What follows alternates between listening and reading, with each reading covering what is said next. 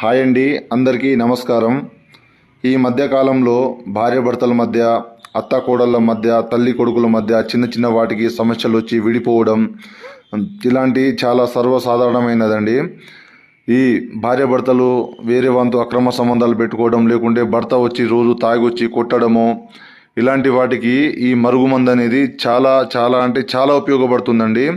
ఇది మేము మా పల్లెటూర్లలో స్వయంగా మేమే తయారు చేస్తాము. దీనివల్ల ఎలాంటి సైడ్ ఎఫెక్ట్స్ అనేవి ఉండవు. దీన్ని మేము రెండు రకాలుగా తయారు చేస్తాము. ఒకటి పౌడరు, రెండోది పసరు.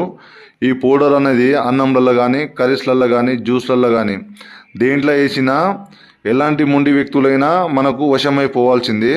రెండోది పసరు, బట్టలకు, చెప్పులకు, తలకు దేనికి పూసినా మనకు 100% తెలియని వ్యక్తి కూడా మనకు వశమైపోతారు ఈ మందు పెట్టడం వల్ల.